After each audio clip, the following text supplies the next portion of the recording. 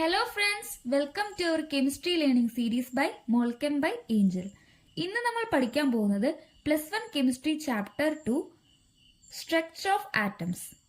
Chapter outline ആയി വരുന്നത് discovery of subatomic particles, Thomson's model of atom, Rutherford's model of atom, Bohr's model of atom, limitations of Bohr's model, quantum mechanical model of atom, important atomic terms, electronic configuration and rules of electron filling. അപ്പോൾ first topic വരുന്നത് discovery of subatomic particles.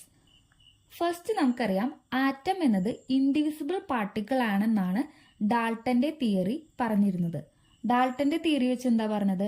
Atom എന്ന് പറയുന്നത് നമുക്ക് indivisible ആയിട്ടുള്ള divide ചെയ്യാൻ പറ്റാത്ത ഒരു particle ആണ്. അത് ഒറ്റയ്ക്ക് ആറ്റംസ് കമ്പൈൻ ചെയ്ത് മോളിക്യൂൾ ഉണ്ടാവും, പക്ഷേ ആറ്റത്തിന് ഒരിക്കലും ഡിവൈഡ് ചെയ്യാൻ പറ്റില്ല. സ്മോൾ പാർട്ടിക്കിൾ ആണ് ആറ്റം എന്നാണ് ഡാൾട്ടൺ കണ്ടുപിടിച്ചിരുന്നത്. But later scientist prove that atom can be divided into smaller particles. അപ്പോൾ പിന്നീട് സയന്റിസ്റ്റുമാർ കണ്ടുപിടിച്ചു ആറ്റം ഡിവൈഡ് ചെയ്യാൻ പറ്റും. ആറ്റത്തിന് ഡിവിഷൻ ഉണ്ട്. ഡിവിഷനിൽ വരുന്നത് ഇലക്ട്രോൺസ്, പ്രോട്ടോൺസ് ആൻഡ് ന്യൂട്രോൺസ്. അപ്പോൾ ആറ്റം ഡിവൈഡ് ചെയ്ത് ഇലക്ട്രോൺസ് ഉണ്ട്, പ്രോട്ടോൺസ് ഉണ്ട്, ന്യൂട്രോൺസ് ഉണ്ട്. അപ്പോൾ നമുക്കിനി ഇതൊക്കെ ആരാ കണ്ടുപിടിച്ചതെന്ന് നോക്കാം. ഇലക്ട്രോൺ കണ്ടുപിടിച്ചത് J Thomson. Electron is discovered by J Thomson through cathode ray experiment. ഇലക്ട്രോണിന്റെ ചാർജ് വരുന്നത് നെഗറ്റീവ് ആണ്. അപ്പോൾ കണ്ടുപിടിച്ചത് ആരാ? J Thomson. നെക്സ്റ്റ് വരുന്നത് പ്രോട്ടോൺ. പ്രോട്ടോൺ കണ്ടുപിടിച്ചത് Goldstein. Discovered by Goldstein using canal rays. എന്ത് വെച്ചാൽ കണ്ടുപിടിച്ചതെന്നും പഠിച്ചു വെക്കാം. ന്യൂട്രോൺ കണ്ടുപിടിച്ചത് discovered by James Chadwick. Neutron has no charge. Neutron ഒരു ചാർജും ഉണ്ടാവില്ല. Almost same as proton. പ്രോട്ടോണിന്റെ ചാർജ് വരുന്നത് പോസിറ്റീവ് ആണ്, ഇലക്ട്രോണിന്റെ ചാർജ് വരുന്നത് നെഗറ്റീവ് ആണ്, ന്യൂട്രോണിന്റെ ചാർജ് വരുന്നത് ന്യൂട്രൽ ആണ്. നെക്സ്റ്റ് വരുന്ന ടോപ്പിക് ആറ്റോമിക് മോഡൽസ്. അപ്പോൾ ഫസ്റ്റത്തെ വന്നത് തോംസൺസ് മോഡൽ. തോംസൺസ് മോഡൽ അറിയപ്പെടുന്നത് പ്ലം പുഡിംഗ് മോഡൽ എന്ന് അറിയപ്പെടും. നമ്മുടെ പുഡിംഗ് കേക്കിൽ പ്ലം വെച്ചിട്ടില്ലേ, അതുപോലെയാണ് ആറ്റത്തിനെ തോംസൺ ഡിസ്ക്രൈബ് ചെയ്തത്. അപ്പോൾ positive charge spread all over like a pudding. Pudding പോലെയാണ് പോസിറ്റീവ് ചാർജ് സ്പ്രെഡ് ആയിട്ട് ഫുൾ. പുഡിംഗ് ആണ് നമ്മുടെ പോസിറ്റീവ് ചാർജ്. പോസിറ്റീവ് ചാർജ് ഫുള്ളായിട്ട് സ്പ്രെഡ് ചെയ്ത് കിടക്കണു. And electrons like raisins. Electrons എന്ന് പറയുന്നത് പ്ലം വെക്കില്ലേ, അതുപോലെയാണ് ഇലക്ട്രോൺസ് അവിടെ ഇവിടെയൊക്കെ ആയിട്ടുണ്ട്. പോസിറ്റീവ് ചാർജ് എന്ന് പറയുന്നത് ഫുള്ളായിട്ട് സ്പ്രെഡ് ചെയ്ത് കിടക്കണു. അതിൽ ഇലക്ട്രോൺസ് ഇങ്ങനെ പുഡിങ്ങിൽ പ്ലം വെച്ച പോലെയാണ് ഇലക്ട്രോൺസ് കിടക്കുന്നത്. റേസിൻസ് പോലെയാണ് ഇലക്ട്രോൺസ് കിടക്കുന്നത്. അങ്ങനെ ഒരു പ്ലം പുഡിംഗ് മോഡൽ എന്നാണ് തോംസൺസിന്റെ മോഡൽ അറിയപ്പെട്ടത്. But this model fail to explain how atoms are stable.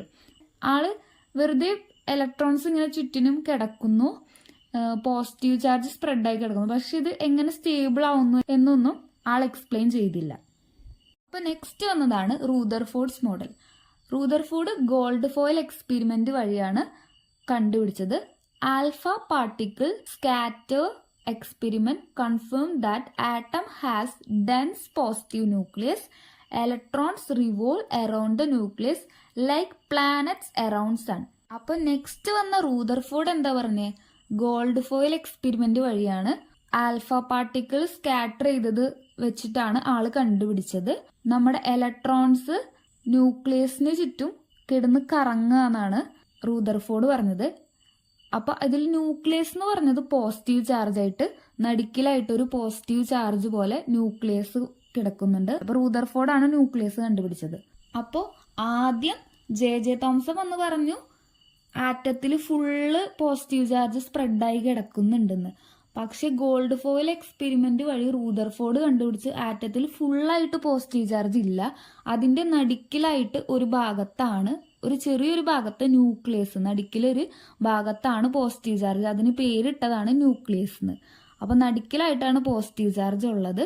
അതിന് ചുറ്റും ഇലക്ട്രോൺസ് കിടന്ന് കറങ്ങാണ് ചെയ്യുന്നത്. അല്ലാതെ ഇലക്ട്രോൺസ് ജെ തോംസൺ പറഞ്ഞതുപോലെ ഇങ്ങനെ ഇലക്ട്രോൺസ് അതുമ്മ പ്ലം പോലെ വെച്ചിരിക്കല്ല, ഇലക്ട്രോൺസ് കിടന്ന് കറങ്ങാണ്. എങ്ങനെ? പ്ലാനറ്റ് സണ്ണിന് ചുറ്റും കറങ്ങുന്നത് പോലെ ആണ് ഇലക്ട്രോൺസ് ന്യൂക്ലിയസിന് ചുറ്റും കറങ്ങുന്നതെന്നാണ് റൂദർഫോർഡ് പറഞ്ഞത്. അപ്പോൾ റൂദർഫോർഡിന്റെ ഇത് വെച്ച് നോക്കുമ്പോൾ ആറ്റത്തിന്റെ ഉള്ളിൽ ന്യൂക്ലിയസ് മാത്രമാണ് പോസിറ്റീവ് ചാർജ് ആയിട്ട് നിൽക്കുന്നത്, ബാക്കി ഇലക്ട്രോൺസ് കിടന്ന് കറങ്ങാണ്. അപ്പോൾ ബാക്കിയുള്ള ഭാഗം atom is mostly empty space ഉണ്ട്, അതിൽ ബാക്കി കുറച്ച് ഭാഗമായിട്ട് എംപ്റ്റി ആയിട്ട് കിടക്കുന്നുണ്ട്, നടുക്കിൽ മാത്രമാണ് പോസിറ്റീവ് ചാർജ് വന്നതെന്നാണ് റൂദർഫോർഡ് കണ്ടുപിടിച്ചത്. പിന്നെ റൂദർഫോർഡിന്റെ ലിമിറ്റേഷൻ വന്നത് electrons revolve in circular path. അപ്പോൾ സർക്കുലർ പാത്തിൽ കിടന്ന് കറങ്ങുക എന്നാണ് പറഞ്ഞത്, പക്ഷെ കറങ്ങിയിട്ട് ഇങ്ങനെ എപ്പോഴും ചുറ്റി ചുറ്റി നിൽക്കുകയാണോ, അതിന്റെ സ്റ്റേബിലിറ്റി അപ്പോഴും പറഞ്ഞിട്ടില്ല. അപ്പോൾ സ്റ്റേബിലിറ്റി എക്സ്പ്ലെയിൻ ചെയ്തില്ല. അപ്പം ആദ്യം നമ്മുടെ ഡാൾട്ടനാണ് കണ്ടുപിടിച്ചത് ആറ്റം. അതിൽ ആറ്റം ഡിവൈഡ് ചെയ്യാൻ പറ്റില്ല എന്നാണ് ഡാൾട്ടൻ കണ്ടുപിടിച്ചത്. പിന്നെ ജെ തോംസൺ വന്നിട്ട് പറഞ്ഞു ആറ്റം ഡിവൈഡ് ചെയ്യാൻ പറ്റും, അതിൽ ഇലക്ട്രോണും പ്രോട്ടോണും ന്യൂട്രോണും ഉണ്ട്.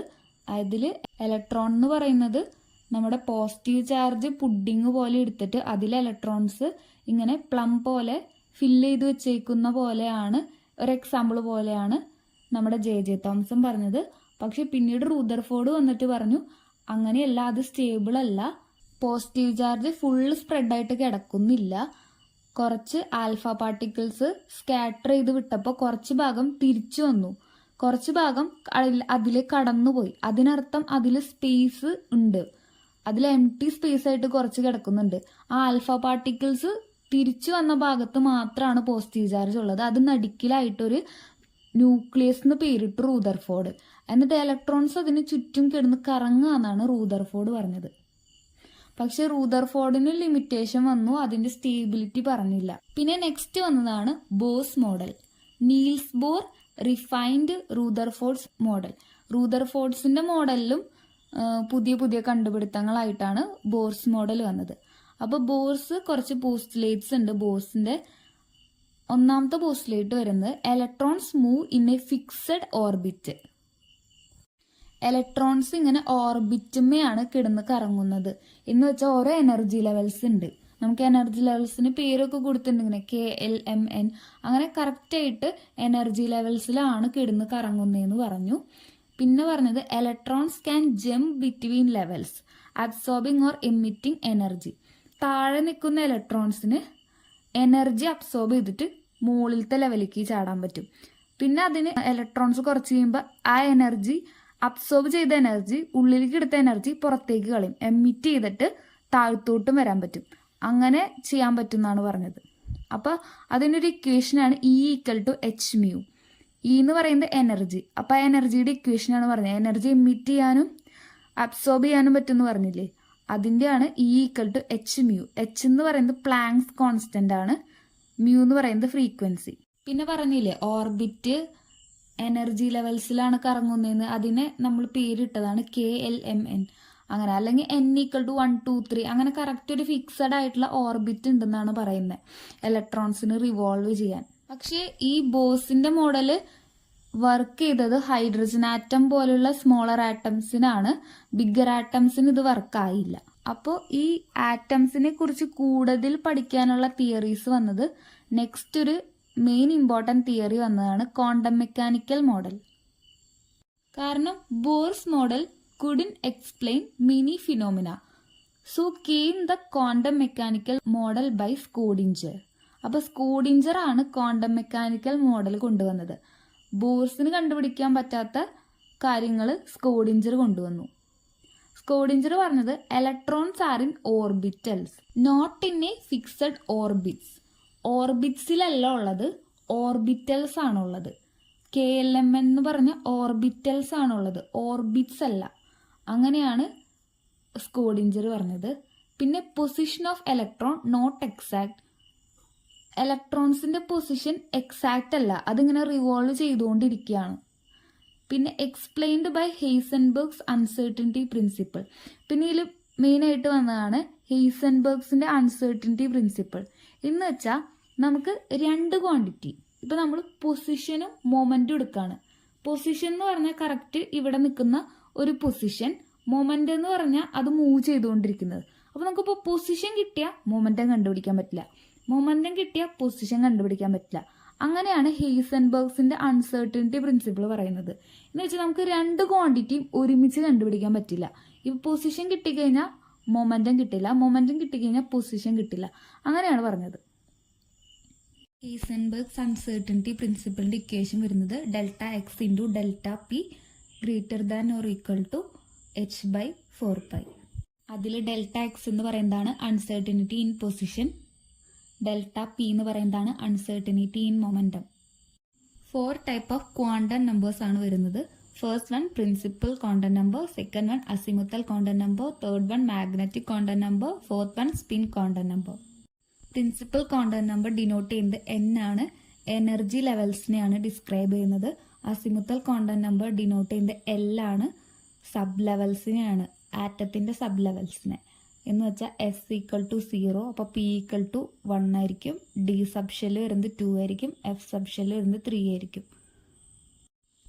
Next magnetic quantum number denote ചെയ്യുന്നത് small m, orientation of orbital, ഓർബിറ്റലിന്റെ ഓറിയന്റേഷനെയാണ്, കറങ്ങുന്നതിനെയാണ് മാഗ്നറ്റിക് ക്വാണ്ടം നമ്പർ പറയുന്നത്. സ്പിൻ ക്വാണ്ടം നമ്പർ ഡിനോട്ട് ചെയ്യുന്നത് S. നമുക്ക് 2 ടൈപ്പ് ഉണ്ടാവും, പോസിറ്റീവ് 1/2 ഓർ നെഗറ്റീവ് 1/2. എസ് ഓർബിറ്റലിൽ എപ്പോഴും നമ്മൾ 2 ഇലക്ട്രോൺ ആണ് ഫില്ല് ചെയ്യുക. പി ഓർബിറ്റലിൽ നമ്മൾ 6 ഇലക്ട്രോൺ ആണ് ഫില്ല് ചെയ്യുക. ഡി ഓർബിറ്റലിൽ നമ്മൾ 10 ഇലക്ട്രോൺ ആണ് ഫില്ല് ചെയ്യുക. എഫ് ഓർബിറ്റലിൽ നമ്മൾ 14 ഇലക്ട്രോൺ ആണ് ഫില്ല് ചെയ്യുക. നെക്സ്റ്റ് ടോപ്പിക്കാണ് electronic configuration. To arrange electrons in atom we follow 3 rules. അപ്പോൾ 3 റൂൾസ് ആണ് വരുന്നത്. First one Aufbau principle, lower energy levels fill first. ഏറ്റവും ലോവർ ആയിട്ടുള്ള എനർജി ലെവല് തൊട്ട് ഹയറിക്ക് നമ്മൾ ഫില്ല് ചെയ്ത് പോകും. അപ്പോൾ ലോവർ ആദ്യം വരുന്നത് ഏതാ? എസ് ഓർബിറ്റല്, അത് കഴിഞ്ഞ് പി ഓർബിറ്റല്, അത് കഴിഞ്ഞ് ഡി ഓർബിറ്റല്, അത് കഴിഞ്ഞ് എഫ് ഓർബിറ്റല്. അതിലും ചെറിയ ചെറിയ വ്യത്യാസങ്ങളുണ്ട്. നമുക്ക് 1s2, 2s2 ഫില്ലിങ് നമ്മൾ 10th സ്റ്റാൻഡേർഡിലൊക്കെ പഠിച്ചിട്ടുള്ളതാണ്. നെക്സ്റ്റ് വണ്ണാണ് Pauli's exclusion principle. No 2 electrons can have same set of 4 quantum numbers. 4 type of quantum numbers ഒരിക്കലും സെയിം ആയിട്ട് 2 ഇലക്ട്രോൺസിന് വരില്ല. നെക്സ്റ്റ് വണ്ണാണ് ഹൺസ് റൂൾ.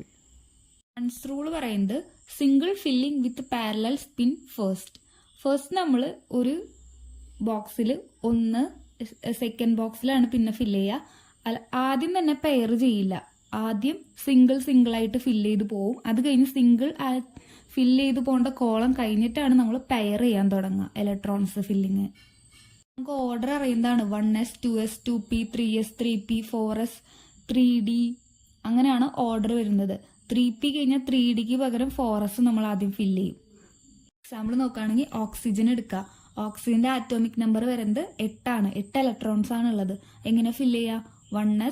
1s ൽ 2 എണ്ണം, 1s2, 2s ൽ 2 എണ്ണം, 2s2, 2p ൽ 4 എണ്ണം, മൊത്തം എത്ര എണ്ണായി? 8 എണ്ണായി. 1s2, 2s2, 2p4. അതാണ് ഇലക്ട്രോണിക് കോൺഫിഗറേഷൻ വരുന്നത് ഓക്സിജന്റെ. വേറെ എക്സാമ്പിൾ നോക്കുകയാണെങ്കിൽ കാൽസ്യത്തിന്റെ ആറ്റോമിക് നമ്പർ Z = 20 ആണ്. അപ്പൊ 20 ഇലക്ട്രോൺസ് ഫില്ല് ചെയ്യണം.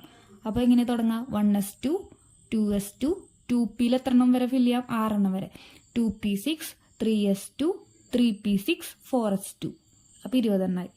നമ്മുടെ ആറ്റോമിക് ടേംസിന്റെ ഒരു റീക്യാപ്പ് നോക്കുകയാണെങ്കിൽ ആറ്റോമിക് നമ്പർ എന്ന് പറയുന്നത് ഡിനോട്ട് ചെയ്യുന്നത് Z ആണ്. എത്ര നമ്പർ ഓഫ് പ്രോട്ടോൺസ് ഉണ്ടെന്ന് കണ്ടുപിടിക്കാം. ആറ്റോമിക് നമ്പർ ആണ്, നമ്പർ ഓഫ് പ്രോട്ടോൺസിനോട് ഈക്വൽ ആണ്. മാസ് നമ്പർ എന്ന് പറയുന്നതാണ് A. അത് number of protons plus number of neutrons കൂട്ടണതാണ് mass number. Number of protons കണ്ടുപിടിക്കാൻ പറഞ്ഞു കഴിഞ്ഞാൽ നമ്മുടെ കയ്യിൽ മാസ് നമ്പർ തന്നിട്ടുണ്ട്, ന്യൂട്രോൺസിന്റെ നമ്പർ അറിയാം. അപ്പൊ പ്രോട്ടോൺസിന്റെ നമ്പർ എങ്ങനെ കണ്ടുപിടിക്കാം? മാസ് നമ്പർ മൈനസ് ന്യൂട്രോൺസ് ചെയ്താൽ നമുക്ക് പ്രോട്ടോൺസിന്റെ നമ്പർ കണ്ടുപിടിക്കാം. ആറ്റോമിക് നമ്പർ തന്നിട്ട് ഇതിൽ എത്ര നമ്പർ ഓഫ് പ്രോട്ടോൺസ് ഉണ്ടെന്ന് ചോദിച്ചാൽ എന്താ അർത്ഥം? Atomic number is equal to number of protons. അത് 2 സെയിം ആണ്. നെക്സ്റ്റ് വരുന്നത് ഐസോടോപ്സ് എന്ന് വെച്ചാൽ എന്താണ്? ഐസോടോപ്സ് എന്ന് പറയുന്നത് സെയിം ആറ്റോമിക് നമ്പർ ആയിരിക്കും, ഡിഫറെന്റ് മാസ് നമ്പർ ആയിരിക്കും. അതാണ് ഒരു ഐസോടോപ്പ് എന്ന് പറഞ്ഞു കഴിഞ്ഞാൽ. അപ്പൊ ഐസോടോപ്പിന്റെ എക്സാമ്പിളാണ് ഹൈഡ്രജന്റെ താഴെയുള്ള നമ്പർ സെയിം, എന്നിട്ട് അതിന്റെ മേളിത്തെ നമ്പറാണ് മാസ് നമ്പർ. അത് ഡിഫറെന്റ്. മാസ് നമ്പർ എന്തൊക്കെയാ? 1, 2, 3. അതാണ് ഹൈഡ്രജന്റെ ഐസോടോപ്പുകൾ. മാസ് നമ്പർ മുകളിൽ കൊടുത്തേക്കണ നമ്പർ. മാസ് നമ്പർ എന്ന് ആലോചിക്കാം മുകളിൽ M മാസ് നമ്പർ മുകളിൽ, ആറ്റോമിക് നമ്പർ എന്ന് പറഞ്ഞാൽ താഴെ, ആറ്റോമിക് നമ്പർ താഴെ കൊടുക്കുന്നത്. അപ്പൊ അടിയിൽ ആറ്റോമിക് നമ്പർ എന്ന് ആലോചിക്കുക, മുകളിൽ മാസ് നമ്പർ എന്ന് ആലോചിക്കുക. ഒരു ആറ്റത്തിനെ ഡിനോട്ട് ചെയ്യുന്നത് അതിന്റെ ലെഫ്റ്റിൽ ഇങ്ങനെ മുകളിലായിട്ടൊരു നമ്പറും കൊടുക്കും, ലെഫ്റ്റിൽ തന്നെ താഴെ ഇട്ടൊരു നമ്പർ കൊടുക്കും. അപ്പോൾ അടിയിൽ എന്ന് പറയുന്നതാണ് ആറ്റോമിക് നമ്പർ. അടിയിൽ എന്ന് ആലോചിക്കുക ആറ്റോമിക് നമ്പർ, മുകളിൽ എം എന്ന് ആലോചിക്കുക മാസ് നമ്പർ. അങ്ങനെയാണ് ഡിനോട്ട് ചെയ്യുന്നത്. അതിൽ മാസ് നമ്പർ ഡിഫറെൻ്റ് ആയിട്ട് ആറ്റോമിക് നമ്പർ സെയിം ആയിട്ട് വരും. അങ്ങനെ ഉള്ള എലമെന്റ്സിനെ പറയുന്നതാണ് ഐസോടോപ്സ്. ഇനി എന്താണ് ഐസോബാർസ്? ഐസോബാർസ് എന്ന് പറയുന്നത് സെയിം മാസ് നമ്പർ ആയിരിക്കും, ഡിഫറെൻ്റ് ആയിട്ട് ആറ്റോമിക് നമ്പർ ആയിരിക്കും. അപ്പോൾ എക്സാമ്പിൾ കാൽസ്യം Ca14ഉം Ar14ഉം. അപ്പോൾ അതിൻ്റെ മുകളിലത്തെ നമ്പർ 40 സെയിം വന്നു. അടിയത്തെ നമ്പറുകൾ എന്ന് വെച്ചാൽ ആറ്റോമിക് നമ്പർ ഡിഫറെൻ്റ് ആയിട്ട് വരും. പിന്നെ നേരെ ഓപ്പോസിറ്റ് ആണ് ഇപ്പോൾ ഐസോബാർസ്. ഐസോട്ടോൺസ് എന്ന് വെച്ച് കഴിഞ്ഞാൽ രണ്ടും different mass number, different atomic number. അതിൽ സെയിം ആയിട്ട് വരുന്നത് same number of neutrons. Isotones എന്ന് പറയുന്നത് നമ്പർ ഓഫ് ന്യൂട്രോൺസ് സെയിം ആയിരിക്കും. എക്സാം ടിപ്സ് കുറച്ച് നോക്കാം. ഡ്രോ ഡയഗ്രംസ് എല്ലാം പഠിച്ചു വയ്ക്കുക. ബോർ ആറ്റത്തിന്റെ, ഓർബിറ്റൽ ഷേപ്സിന്റെ. പിന്നെ practice quantum number questions. Quantum നമ്പേഴ്സിന്റെ ക്വസ്റ്റ്യൻസ് പ്രാക്ടീസ് ചെയ്യുക. പിന്നെ റിമെമ്പർ ദ വാല്യൂസ്. എന്തൊക്കെയാ? ഇലക്ട്രോണിന്റെ, പ്രോട്ടോണിന്റെ മാസ്, അതുപോലെ ചാർജിന്റെ വാല്യൂസ് ഒക്കെ പഠിച്ചു വെക്കുക. ഇലക്ട്രോണിക് കോൺഫിഗറേഷൻ എഴുതി പ്രാക്ടീസ് ചെയ്യുക. പിന്നെ അണ്ടർസ്റ്റാൻഡ്, എല്ലാം മനസ്സിലാക്കുക. മെമ്മറൈസ് ചെയ്ത് വെക്കാതെ എല്ലാം മനസ്സിലാക്കി പഠിക്കുക. അപ്പോൾ സ്ട്രക്ചർ ഓഫ് ആറ്റം എന്ന ചാപ്റ്റർ ഇവിടെ കംപ്ലീറ്റ് ആയി. ഈ ചാപ്റ്റർ ജസ്റ്റ് മെമ്മറൈസ് ചെയ്താൽ മാത്രം മതിയാവില്ല. ക്വസ്റ്റ്യൻസ് ആൻസർ ചെയ്യാൻ പറ്റില്ല. കോൺസെപ്ച്വലി ലേൺ ചെയ്യാൻ പഠിക്കുക. ഷോർട്ട് ട്രിക്സ് ഫോളോ ചെയ്യുക. Then A+ is yours. അപ്പോൾ ഈ ചാപ്റ്ററിന്റെ കംപ്ലീറ്റ് നോട്ട്സ് ടെലഗ്രാം ചാനലിൽ അവൈലബിൾ ആണ്. ചാനലിന്റെ ലിങ്ക് ഞാൻ ഡിസ്ക്രിപ്ഷൻ ബോക്സിൽ കൊടുക്കാം. താങ്ക്സ് ഫോർ വാച്ചിങ് മോൾക്കം bye Angel. Like, share and subscribe for more chemistry made simple videos.